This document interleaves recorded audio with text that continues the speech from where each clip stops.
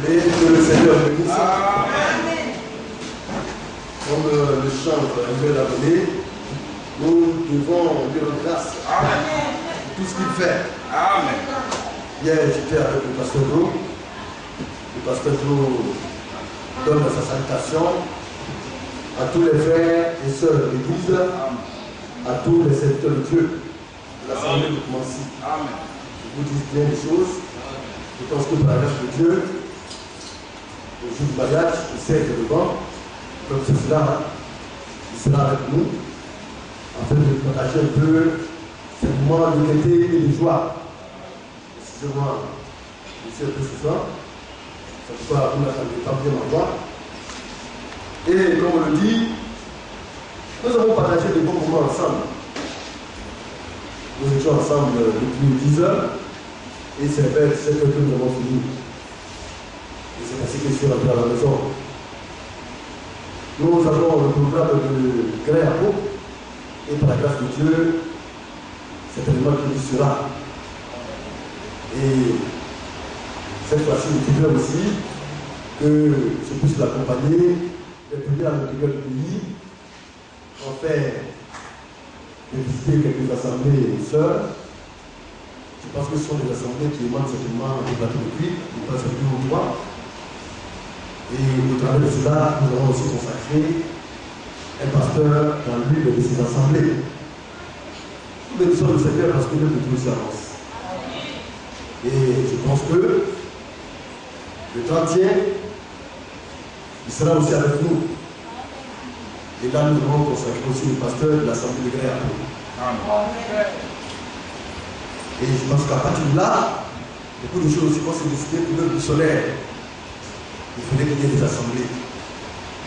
Au moment où on aurait pu avoir une assemblée à Kapout, qui est tout près ici, ou bien à Piapo, mais nous ne voulons pas nous discuter parce que ces assemblées demandent beaucoup d'argent. Déjà, pour Gré à Pau, nous souffrons parce que nous n'avons pas assez de moyens. Nous allons encore aller pour d'autres assemblées, ce sera compliqué. Quand on veut mener une bataille, on s'assoit d'abord et puis on analyse nos forces. Si nous avons assez de capacités, alors nous pouvons livrer la guerre. Mais si nous n'avons pas assez de capacités, nous nous asseyons et nous attendons jusqu'à ce que les moyens nous soient donnés pour mener la bataille de Tiki. Et c'est ce que nous faisons. Mais nous allons partir à Gré à Pau. Et Gré à Pau aussi demande beaucoup de moyens. Les travaux sont en train d'être exécutés. Nous avons fini un premier compartiment. Il y a une deuxième liste encore qui est venue. Et cette liste-là demande aussi des centaines de mille. Plus d'une centaine de mille francs. Donc nous allons aussi mobiliser les frères. Alléluia. Après cette mobilisation, nous allons faire descendre les jeunes élèves, les frères élèves, n'est-ce pas? Afin qu'ils nous puissent les aider. Nous allons faire cela le plus rapidement possible. Et nous allons nous pencher sur Gré à Pau. Les secteurs de aussi vont venir, vont pouvoir manger. Il faudrait qu'on puisse faire une bonne préparation, en fait qu'après la veillée, vous voyez, même avant la veillée, si possible, ils mangent quelque chose avant d'aller à la veillée, mais nous pensons qu'avant la veillée, ils ne mangeront pas lourd. Manger quelque chose de simple pour pouvoir le maintenir, durant toute la veillée, et puis le premier, avoir un bon repas avant de venir sur la Abidjan. Tout cela doit pouvoir être organisé. Parce qu'au bout de la parole de Dieu, lorsque les enfants se trouvent, il faudrait qu'il y ait de la joie. Et puis le 30e, c'est le réveillon. Le premier, c'est une fête. Parce que Dieu nous devait donner encore peut-être une nouvelle année. Mais pour cette nouvelle année, je pense que nous allons partager cela ensemble complètement. Alléluia. Donc voilà le programme. Donc les administrateurs ont fait du voyage. Vous le savez. Quand l'Esprit de Dieu n'est pas là, c'est difficile. C'est pourquoi les cantiques qui sont apportés, tout ce qui s'est fait, doit attirer l'onction. Le frère Branham, il avait son signe à lui. C'est-à-dire qu'il parle de rien de tout, souvent. Il parle de, vous voyez, ses sorties à la chasse. Il parle de sa famille, il parle d'un frère, il parle de celui-là, jusqu'à ce qu'il ait vu l'ange de ténèbres. Quand il voit l'ange de Dieu, alors il sait que Dieu est là. Allah Maintenant, la fin, il parle.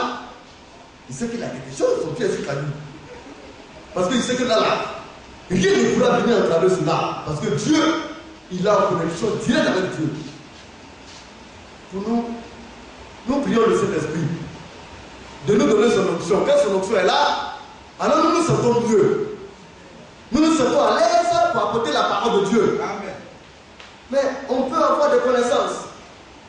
Mais une chose consiste à avoir de la connaissance, et puis une autre consiste à transmettre cette connaissance-là. Parce que tu peux l'avoir, la détenir, et puis ne pas pouvoir la transmettre comme Dieu le veut. Amen. C'est pourquoi enseigner, c'est de l'art. C'est un don. Et quand tu as ce don, le Seigneur vient par son esprit, et puis cela devient fluide. Et cela passe. Amen. Alléluia, il touche les cœurs comme il faudrait. C'est pourquoi les serviteurs, quand vous les voyez, ayez pitié d'eux. C'est pas facile. Oui. Je pense que le serviteur là-bas, lui, il n'aime pas du tout ça. Quand il n'est pas disposé, quand on dit que là-bas, il va prêcher, il dit ah, pasteur. Mais c'est un bout de temps.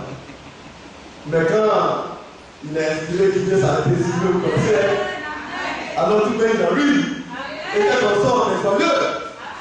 Mais parce que le Saint-Esprit est là. Alléluia. Que Dieu bénisse tout son peuple. C'est pourquoi vous devez le soutenir. Sans lui, on n'est rien.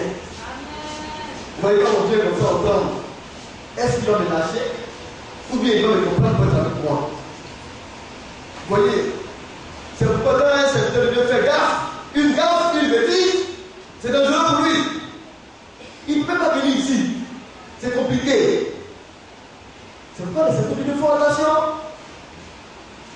Sans le Saint-Esprit.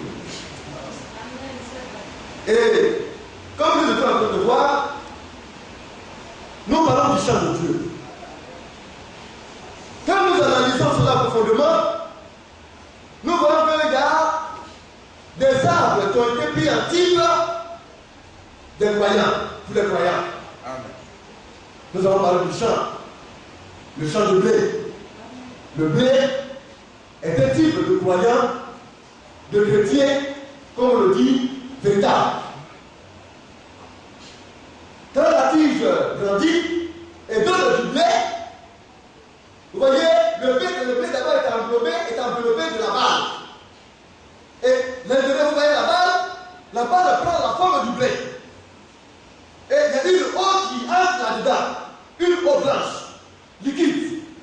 Et c'est cette liquide-là qui est sortie de la racine et qui est montée par la direction de la tige jusqu'à l'intérieur de la balle, finit maintenant par atteindre la maturité, en se former, et lorsqu'elle mûrit maintenant, la balle s'ouvre et laisse échapper le blé qui sert à fabriquer la farine au travers de laquelle nous fabriquons le pain, la Sainte Seine, où chacun va prendre un morceau pour identifier ça. Vous voyez, comme on le dit, sa participation dans le corps du Seigneur. Mais c'est une typologie. Et ça, on parle du champ de blé. Mais à l'intérieur du champ de blé, nous voyons qu'il y a aussi des libraires. Et l'hiver est appelé la semence du palais, les enfants du diable. Alors, le Seigneur a fait la différence entre ces deux espèces d'herbes. Parce que le blé aussi est une herbe, et l'ivraie aussi est une herbe, une mauvaise herbe. Or, le blé, lorsqu'il est cultivé, il participe à la bénédiction de tout le monde. Qui peut dire ici qu'il n'a jamais mangé du pain? Nous mangeons tous du pain. Mais c'est chaque blé réuni ensemble qui forme la farine, parce que les blés ont été broyés. Mais quand on va détacher d'abord du blé, la balle, mais on pile le blé. Mais quand on dépile, qui est-ce qu'on va piler et puis on va piler? Cela montre l'effet de l'épreuve. Du début jusqu'à la fin, les enfants de Dieu doivent être éprouvés. Et maintenant, ils pensent que dans leur vie, ils ne seront pas éprouvés. Mais non! Bien aimé, tu seras éprouvé. C'est cela le christianisme. Si tu n'es pas éprouvé, tu ne pourras pas passer l'examen. Ce n'est pas possible. Alors pour certains, Dieu regarde dans la cité compartiment en bas. Et Dieu regarde de le côté père et il te pose cela. Tu peux avoir tout. Mais si tu ne respectes pas ton mari, le Seigneur te dira, tant que tu ne respectes pas ton mari, tant que tu ne le prends pas comme il se doit, tu n'entreras pas. Parce que les commandements du Seigneur, là, on ne les respecte pas avec cela. Il dit, femme, il faudrait que tu sois soumise à ton mari comme au Seigneur, en toutes choses. Et quand on dit toutes choses, ton mari peut mal agir, comme il peut bien agir. Même s'il a mal agi, tu dois venir vers lui dans la solution. S'il a bien agi, tu dois aussi venir vers lui dans la solution. Si ton mari agit mal, viens et reprends-le dans la solution. En tout besoin, avec une parole, comme on le dit, assaisonnée. Parce que la femme de Dieu, c'est celle qui parle avec sagesse. Vous voyez, même si on a beaucoup d'hommes qui dirigent, et d'autres des instructions, et mal. Tout ce qui est intéressant. Ah, quand nous sommes à cette dimension, est déjà agréable. C'est en ce moment-là que vous devez voir toutes les appels, vous dites toujours du bel, parce qu'elles sont bonnes. Parce qu'elle est appréciable. Parce qu'elle est désirable. Mais il faudrait que nous soyons appris ça. Et vous allez y arriver. Parce qu'il y a rien qui ne fait impossible à Dieu. Mais vous devez savoir que vous allez utiliser votre force, vous y arrivez. Et c'est cela. Alors, quand dans les foyers, Dieu voit qu'il y a certaines choses qui ne vont pas bien, au sujet de l'état de certains groupes, alors quand j'apprécie, selon que le Seigneur me dit, alors je donne une ultimateur à la soeur, va, tu fais ça, et puis je regarde. Mais ça paraît difficile. Le pasteur est obligé de passer là, pour vous permettre d'aller au ciel. Parce que tu n'as pas à ton mari, tu n'as pas de continuer, et puis tu vas passer au ciel. Non! Dieu n'a pas donné deux sexe forts dans les foyers. Il a donné un sexe fort et un sexe faible. Et je disais à mon bien-aimé que lorsque une femme sait parler à son mari, quand la femme parle avec douceur, avec amour, qu'elle ouvre la bouche avec la manière, que le mari sait que sa femme lui est soumise, il s'oublie lui-même. Et il se surpasse. Parce que là, elle va faire cela et puis Dieu va l'oublier. Mais quand vous traitez mal votre mari, il ne pense ce qu'il a pensé même faire, de bien il oublie cela. Parce qu'il est torturé. Faites ce que je vous demande de faire, et puis vous allez voir ce que vous ne serez pas de plus. Les choses sont simples. Mais c'est les autres qui se les compliquent. Donc, comme je le disais, donc, on parle de blé. C'est le champ. Avec l'hiver, c'est la mauvaise semence. Ce sont les mystères. Dieu a typifié les croyants à quantité d'âme. Le blé, la vie, lui, il produit les raisins. Et c'est les raisins là qu'on broie. On broie, et on fait fermenter pour produire le vin. Mais vous pensez que quand on broie le raisin là, il va, il souffre. Il passe par l'épreuve du broiement. Alléluia. Et quand il sort sa sève, alors cette sève-là va à la fermentation et est dépouillée de tout ce qui est impureté, de tout ce qui est souillure, et le bon vin maintenant apparaît. Alléluia. On nous verse la stimulation que donne le Saint-Esprit. C'est le symbole du sang de Christ. Alléluia, qui est pur et sans tache, sans péché et sans faute. Nettoyé de toute sorte d'impureté. Alors, chaque croyant représente un raisin qui a besoin de passer par l'épreuve du broyement. C'est pour dire que tu comprends, le blé, il y a une épreuve, il y a des épreuves qui sont destinées à ce qu'on blé. On prend le raisin, il y a des épreuves aussi qui sont destinées, vous voyez, à la vie. Et ensuite maintenant, l'olivier.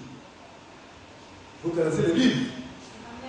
L'huile d'olive, c'est l'une des huiles les plus chères du monde. Alléluia. C'est avec cette huile-là seulement qu'on fait l'explosion. J'ai appris que dans un village, c'était serviteur de Dieu. Si Israël a reçu une blé, ils sont appelés à faire ça le bien, le Seigneur nous a donné le papier à lui. Alors quand vous voyez, ils quittent au village, quand vous voyez les villageois quitter au champ, à l'église bénie, leur tête là, il y a des brins rouges, des liquides rouges qui coulent sur leur corps. On dit on a fait une lotion avec le milieu rouge. Mais qui est-ce qui leur a dit d'aller faire de l'onction avec l'huile? Huile, c'est huile. Pour le monde, l'huile, c'est pas l'huile. Hein. Il y a huile et puis il y a huile. Et le rouge, ce n'est pas le symbole du Saint-Esprit. Hein. C'est l'huile d'olive qui est le symbole du Saint-Esprit. Parce que l'olivier lui-même, il a une histoire. Alors, quand vous prenez les olives, vous voyez que c'est vert, vert, vert, vert, vert. Alléluia. C'est le symbole de la vie.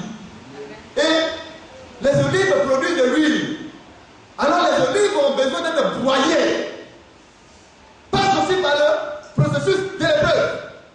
Avant de donner de la bonne huile, qui arrive l'eau lente et qui nous permet réellement d'être stimulé et de voir clair afin de marcher, vous voyez, sur cette longue marche-là à la tente du Seigneur. C'est l'huile d'olive qui fait cela. Vous voyez que dans chaque compartiment, il y a des épreuves. Mais chaque parabole a sa spécificité. De l'autre côté, on parle du blé et on parle de l'hiver qui est planté au milieu du blé. On les reconnaît comme étant les fils du malin. Mais quant à la parabole sur la ville, là maintenant on ne parle pas d'un hiver qui est venu se planter aux côtés de la ville. Mais on parle des comment on appelle ça, les branches de la vie qui sont improductives.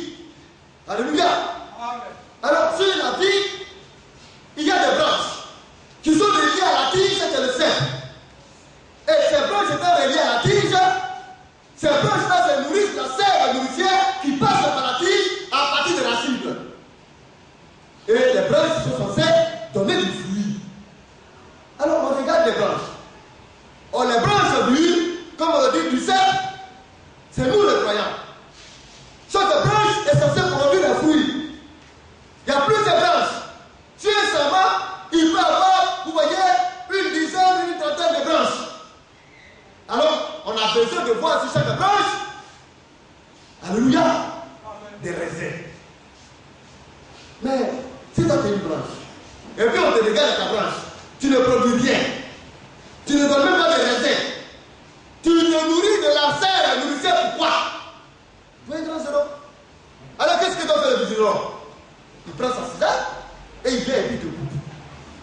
Parce que tu te nourris cadeau. Amen. Tu portes des feuilles. Est-ce que ces feuilles oranges?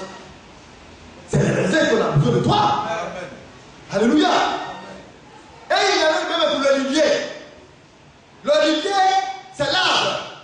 Et l'olivier a des branches aussi qui portent les olives. Alléluia. Alors il y a des branches d'olives qui ne produisent pas les oliviers, les olives. Alors on fait quoi? On les retranche. Bien aimé, ce sont des mystères. Tu peux être de Dieu, mais eux ne vont pas te garder. Parce que tu ne produis pas de fruits escomptés. Mais si tu ne produis pas de fruits, on va te couper et on va prendre un autre, on va te greffer en place. Pour qu'il porte tes fruits. Amen. Vous voyez, on est parti des fils du malin jusqu'à on est arrivé dans la maison de Dieu où de véritables mêmes enfants de Dieu se font eux-mêmes du tort parce qu'ils ne prennent pas les dispositions pour donner le fruit que Dieu demande. C'est ça le mystère. Et vous voyez que ces branches mortes ou bien ces branches improductives qui ne sont pas produites, qui ont été coupées, elles finissent par sécher et elles se trouvent dans le même état que l'hiver. Elles finissent par être brûlées. Frère, c'est pourquoi nous devons faire très attention à notre marche. Nous allons essayer de dire cela. Le dimanche, j'ai voulu parler de ces choses-là, mais vous voyez, c'est bien difficile de démarrage, hein? Parce que notre chose n'est pas là. C'est après maintenant que je commence à me retrouver un peu, mais le temps est déjà passé. C'est pourquoi les serviteurs de Dieu ont besoin de vos prières. C'est pour dire, ah, aujourd'hui on a reçu un bon message. Le bon message de la santé du Saint-Esprit. Ce n'est pas la norme de bien faire. Nous allons lire rapidement Matthieu 13.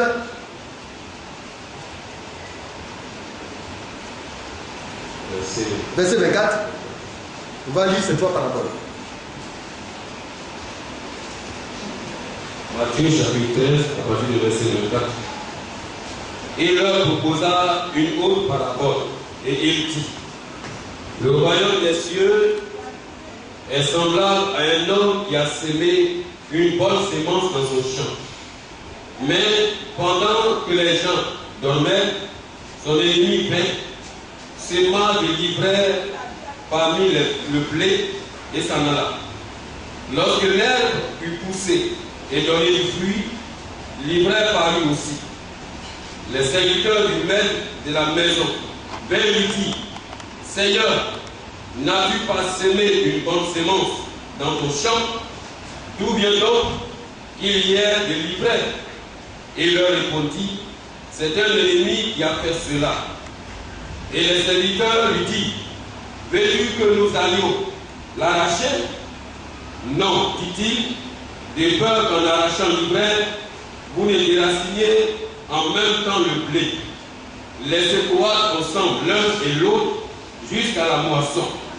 Et à l'époque de la moisson, j'ai tiré au moissonneur, arrachez d'abord l'ivraie et liez-la en gerbe pour la brûler. Donc vous voyez, l'ivraie ici a été lié à la fin de la moisson.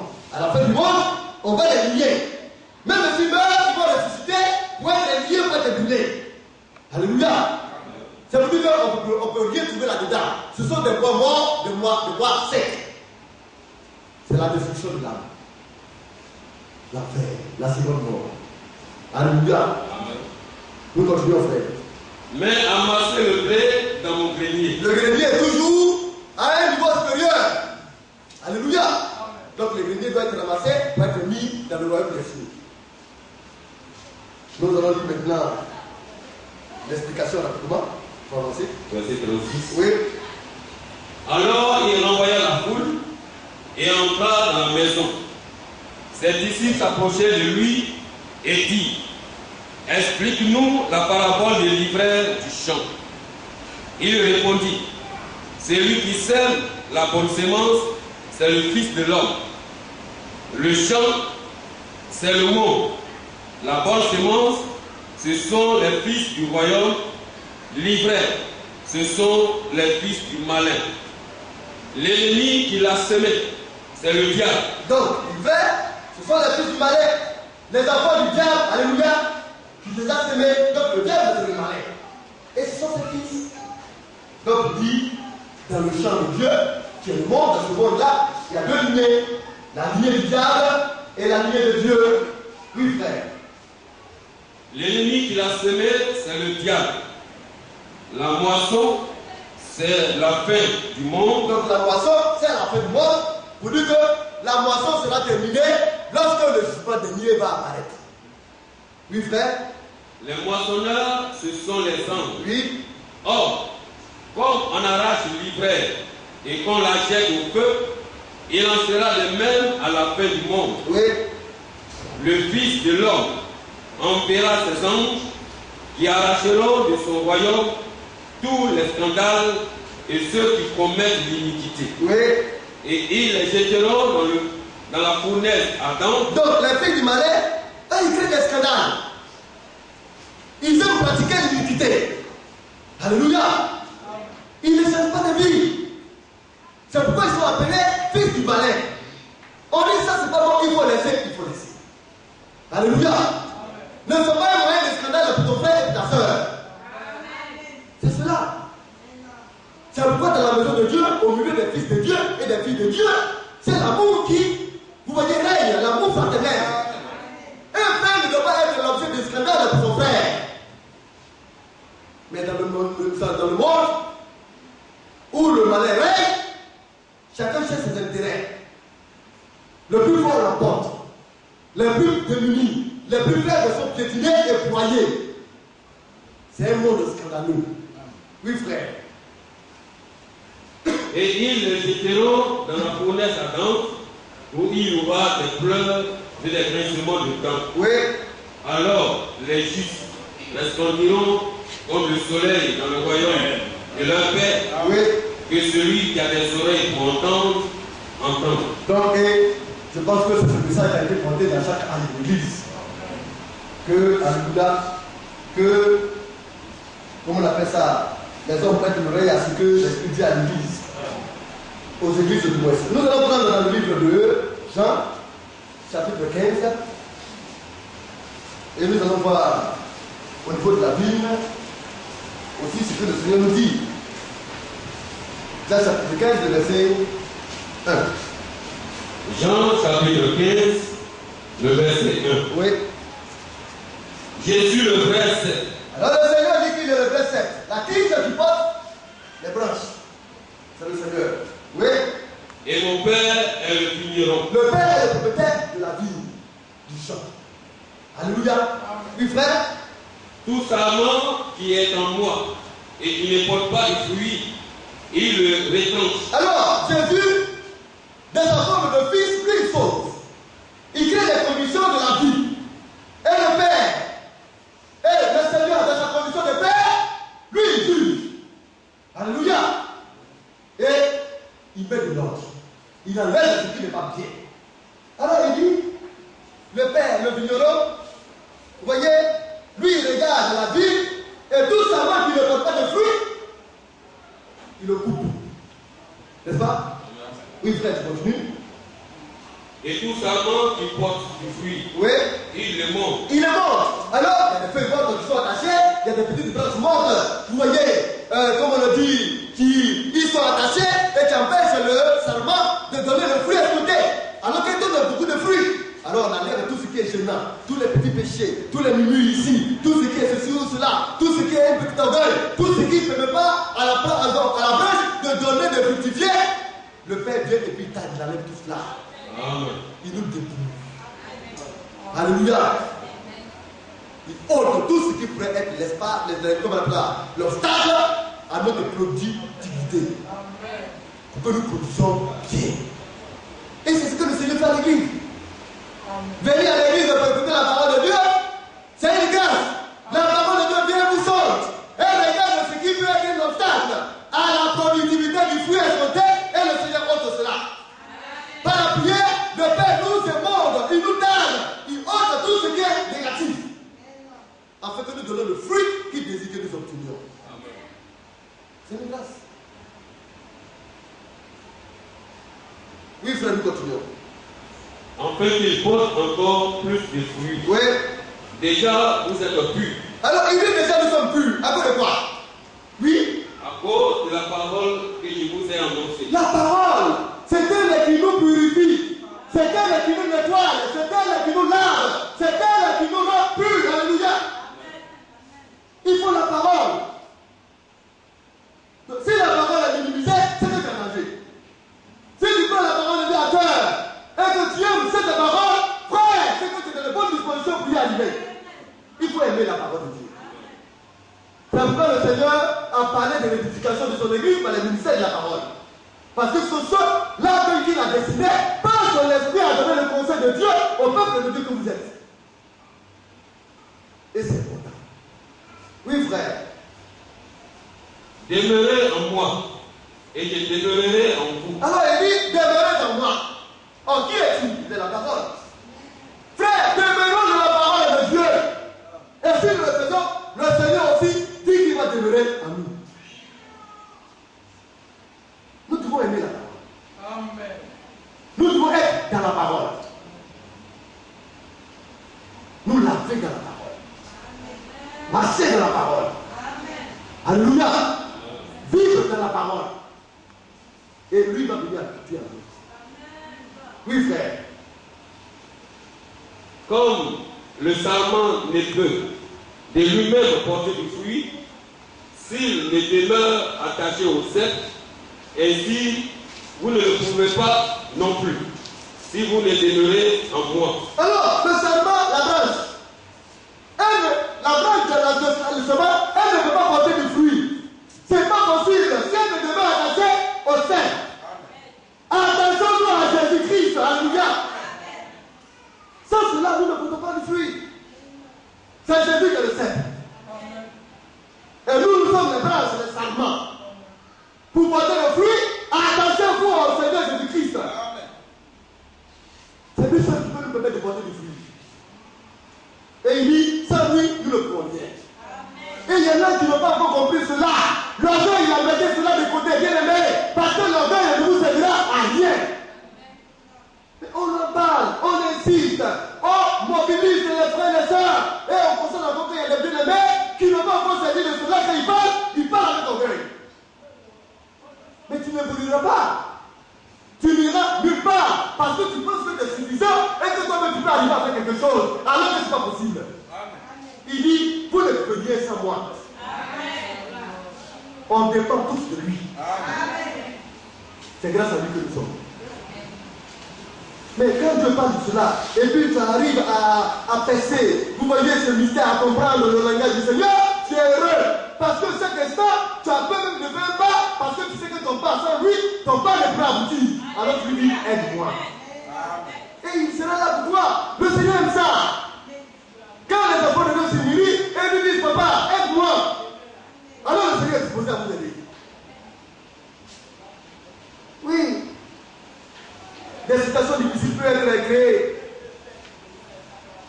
Quand les serviteurs te parlent et donnent le conseil, ça peut être difficile. Mais en tant que fils de Dieu, vous êtes obligé de revenir au conseil qui a été donné parce que vous savez que le Saint-Esprit vous fait savoir que c'est vital pour vous. L'enfant de Dieu revient toujours au conseil de Dieu. Oui, frère. Je suis le seul, vous êtes le serment, celui qui demeure en moi et en qui je demeure porte beaucoup de fruits. Car sans moi, vous ne pouvez rien faire. Oui. Si quelqu'un ne demeure pas en moi, il est jeté dehors, comme le sarment, et il sèche. Vous voyez, on le trouve comme le sarment, il est jeté dehors. Tu fais une belle branche. Tu peux être verdoyante, porter beaucoup de l'eau, comme on l'a dit, faible. Mais tu peux être improductif. Que Dieu bénisse Julius. Aujourd'hui, quand je sortais, je l'ai rencontré, il partait dans le témoignage. Ça aussi, c'est un fruit nécessaire. Les frères comme un vrai. Les frères nous transmettent. Qui vont produire le fruit, qui vont transmettre cela, on sort avec les hommes aussi, juste le fruit. On ne peut pas du tout et puis je les mettre à quoi? Où? À cacher quelqu'un dans quel grenier? Où met dans l'endroit, ça prie. Le fruit qu'elle donne là, c'est pour nourrir les hommes. Ça va participer à la gloire de Dieu. Mais ton fruit, il est porté, il fait quoi? Il sert à quoi? Hein, regardez dans la maison, dans ton placard jusqu'à ce qu'il brise. Tu dois sortir et exposer cela pour prendre la chair, sans argent.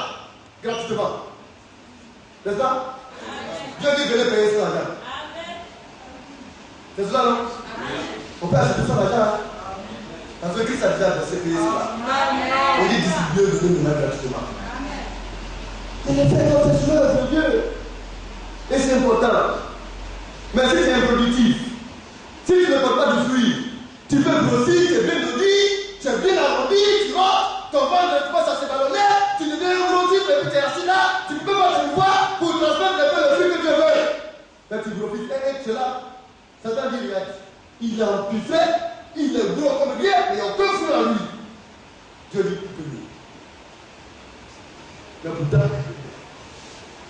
tu fais partie de la branche du cerf. Bien-aimé, c'est une petite branche. Mais elle s'est laissée distraire. Elle n'a pas regardé l'essentiel. Elle ne s'est pas intéressée aux fruits de l'esprit. Alors elle est improductive. Oui, vous allez partir, vous allez voir de vrais bois, de vraies branches. Dans le champ de cacao là, oui. Quand vous voyez la branche, elle est grosse comme ça. Et puis vous voyez des feuilles là, des grosses feuilles. Mais on ne voit jamais une cabosse de cacao qui est plantée en dessous. Il sert à quoi? Le planteur le voit, il dit non, ça l'année prochaine, vraiment, ça là, je sais que je veux cueillir vraiment des centaines de cacao sur cette branche-là. Puis bien l'année prochaine, il va occuper l'espace et puis il ne sert à rien. Il dit à ses serviteurs que lui. Parce que celui-là, il vient, il se nourrit de la sève de mon champ. Moi, j'ai besoin d'avoir l'argent. Et puis, il ne sert à rien. Et c'est ici que c'est un chrétien fait. Et c'est pas là. Bien aimé. Ça veut dire que le serment peut être coupé. Tout le monde doit pouvoir avoir du fruit et faire le fruit.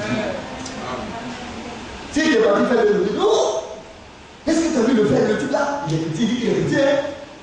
Il vient nous apporter la parole de Dieu, il dit qu'il est chrétien. Bon, on l'a vu dans le cabaret là, il était très fort à dire, mais les païens.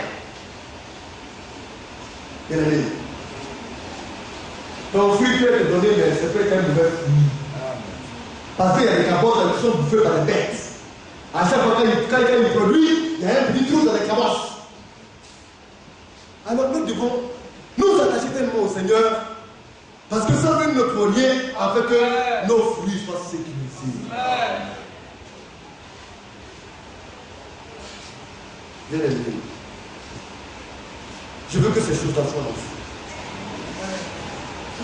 Trop discipliné, c'est pas bon. Mais nous parlerons. Mais pourquoi ces choses-là? Le Seigneur a regardé et il a vu le cœur de chacun d'entre nous. Il dit qu'il faudrait que vos cœurs soient des terres fertiles. Et au travers de cela, il a donné un langage. Il dit qu'il faudrait que le cœur soit honnête et bon. Un cœur honnête. Un cœur sincère. Un cœur bon. Quand cela est, on produira certainement de ton fils. Amen. Oh, bien-aimé. Oui, frère, tu vas lire le verset plus tôt. Nous allons revenir sur ce chemin. Si quelqu'un ne demeure pas en moi, il est jeté dehors, comme le savon, et il sèche, puis on le ramasse, on le jette au feu, et il brûle. Vous voyez, et il finit, comme finit l'hiver. Or, ça là, ce n'est pas encore de jamais. Mais comme il n'a pas donné de fruits, le Seigneur dit qu'il s'est allié. Et comme les frères, certains frères ne peuvent pas travailler, ils risquent de perdre leur dépense. Mais nous avons l'occasion de dire ça dans le livre correct. Ça fait partie des mystères. On ne joue pas avec le conseil de Dieu. Nous nous préparons par le ciel. Nous devons prendre tout en considération. Alors, il y en a qui sont comme des foins. La paille, il suffit qu'une petite étincelle vienne, quand le peuple boum, et puis on ne voit plus bien. Bien aimé. Que Dieu nous aide à nous. Amen. Et à travailler sa gloire. Tu vas marcher, tu vas témoignage.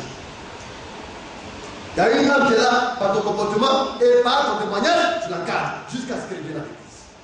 Fais preuve de Dieu. Tu es dans ton service, parlez de Dieu. On n'a pas dit de parler à tout le monde. Prends un, parle à Dieu à un. Suis-le. Si tu vois qu'il n'est pas intéressé, va chez quelqu'un d'autre. Dieu va te conduire vers une personne qui sera intéressée à écouter. Amen. Encadre la personne jusqu'à ce qu'elle vienne à l'église. Alors Dieu dira certainement que mes enfants ont compris. Que le Seigneur nous aide. Qu'il nous assiste.